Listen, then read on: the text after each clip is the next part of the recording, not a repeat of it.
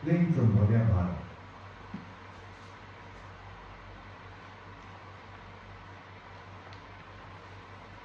इस घटना का श्री प्रियदास जी महाराज अपने कवित्व में इस प्रकार वर्णन करते हैं। निकट बरेली गांव तामे सो हवेली रहे, नंददास विप्र भक्त साधु सेवा रागी है।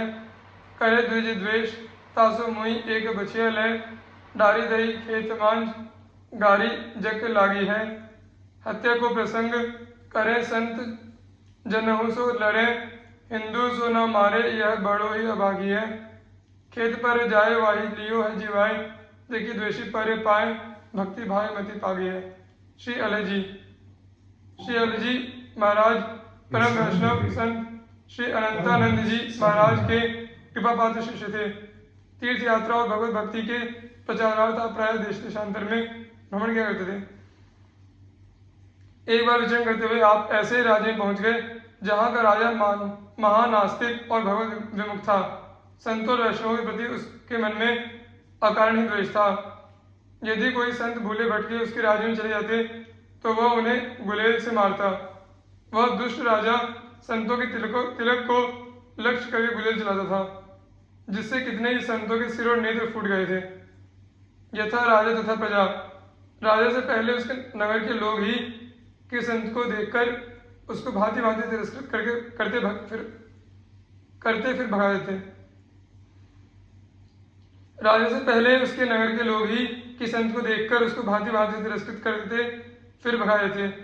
जब श्री अलजी उस राज्य में जाने लगे तो बहुत से लोगों ने उनसे उस राजा की दुष्टता का वर्णन करके वहां जाने से मना किया। संत श्री अलजी ने कहा, भाइयों, मैंने जीवन में संत तो बहुत देखे हैं, परंतु नास्तिक को नहीं देखा। आज मेरे मन में नास्तिक को देखने का कौतूहल हो रहा है, अतः मैं वहां अवश्य जाऊंगा। आप लोग किसी प्रकार चिंता न करें, मंगल में भगवान से मंगल ही करेंगे। यह कहकर श्री अलजी उस राज्य में चले गए और सुंदर स्थान देखकर राजा के उद्यान में ही जाकर रुक गए। उद्यान में आम के वृक्ष थे और उन पर सुंदर पके हुए फल सुशोभित हो रहे थे। श्री अलजी ने वहीं आसन लगाया और श्री भगवान की सेवा पूजा करने का निश्चय किया। एक माली दिखा तो भगवान को भोग लगाने के लिए उससे आम के पके फल मांगे। प्रथम तो माली ने इन्हें बहुत फटकारा कि बिना अनुमति के राज के उद्यान में कैसे चले आए, पर इनका दृढ़ निश्चय देखकर कहा कि यदि बिना लाठी डंडा या पत्थर चलाए आम ले सको तो ले लो। वस्तुतः वह इस प्रकार कहकर इनका तिरस्कार कर रहा था, परंतु श्री अलजी ने उसके कथन को तनिक भी अन्यथा नहीं लिया। उन्होंने तो इस प्रकार के भूले भटकों को मार्ग दिखाने का व्रत ले रखा था। श्री अलजी महाराज सिद्ध संत थे और उन सर्वसमर्थ आराधक थे जो जड़ को चेतन और चेतन को जड़ करते हैं। उन्हीं परमात्मा श्री रघुनाथ जी का ध्यान करके श्री अलजी ने आम वृक्षों से कहा, हे तरुवरों, तुम तो परोपकारियों में श्रेष्ठ गिने जाते हो। तुम अपने पल्लव शाखा फल फूल आदि देकर लोगोपकार करते हो। जो तुम पर लाठी डंडे या पत्थर से प्रहार करते हैं उन्हें भी तुम मधुर फल ही देते हो। अतः आज मैं तुमसे भिक्षा मांगता हूँ, मेरे ठाकुर जी के भोग के लिए मुझे फल प्रदान करो। ऐसा कहकर श्री अलजी ने जैसे ही वृक्षों की ओर देखा, उनकी डालियां स्वतः झुकाई। आपने आवश्यकता अनुसार आम तोड़ लिए और उनसे श्री ठाकुर जी का भोग लगाया। इस अद्भुत घटना को देखकर माली तो ठगासा रह गया। फिर थोड़ी देर बाद जब उसे ज्ञान हुआ तो वह भागा भागा राजा के पास गया और वहां सारी घटना का वर्णन किया। सुनते ही राजा भी भागा भागा श्री अलजी के पास आया। उसे विश्वास हो गया कि ये कोई महापुरुष सिद्ध संत है। चरणों में गिरकर वह अपने अपराधों के लिए क्षमा प्रार्थना करने लगा। संत हृदय श्री अलजी तो आए ही थे उसका उद्धार करने। उन्होंने कहा, राजन, लोग व्यर्थ ही आपको नास्तिक कहते हैं, आप तो मुझे बड़े ही भक्त जान पड़ते हैं। राजा ने कहा, प्रभु, मैं तो सचमुच बहुत पापी हूँ। यह तो आपके दर्शन का ही प्रभाव है कि मेरे जैसे भगवत विमुख के हृदय में भक्ति का संचार हो गया। कृपा करके मेरा उद्धार कीजिए। श्री अलजी ने कहा, राजन, भक्ति भाव का ही सावधान होकर आश्रय लीजिए। श्री अलजी ने उस राजा और राज्य को अपने सदुपदेशों से परम धार्मिक बना दिया। इस प्रकार प्रभु कृपा से संजन इस कलयुग में भी अद्भुत कर्म करते हैं। श्री हरि जी के इस चरित्र का श्री प्रियदास जी ने अपनी एक कविता में इस प्रकार वर्णन किया है। चले जात अल मग लाग बाग दीठी, पर्यो करी अनुराग हरि सेवा विसतारिये। पकी रहे आम मांगे माली पास भोग लिए, कहो लीजे कही झुकी आई सब डारिये। चलियो दौरी राजा जहाँ जाए के सुनाई बात, गात भई प्रीति आशु तट पाए धारिये। आवत ही लौटी गयो मैं तो जो सनाथ भयो, देवो ले प्रसाद भक्ति भाव ही संभारिये।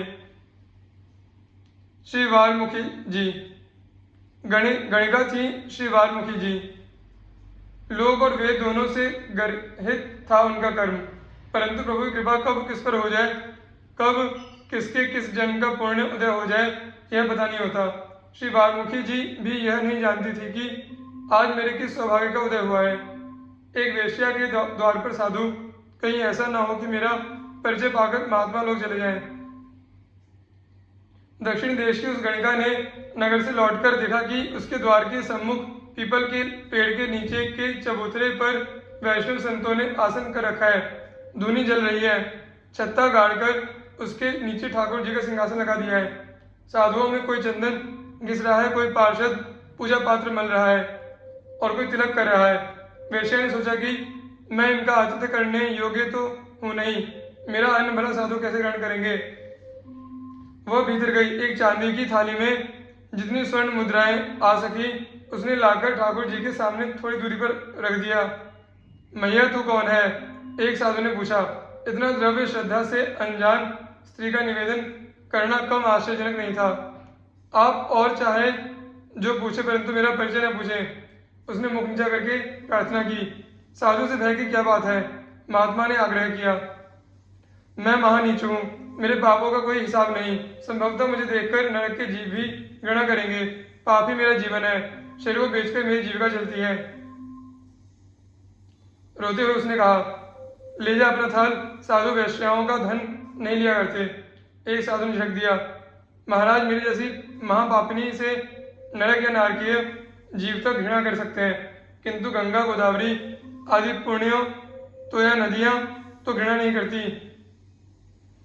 मैं नित्य गोदा माता की पवित्र धारा में डुबकी लगाती हूँ। उन्होंने कभी मेरा तिरस्कार नहीं किया।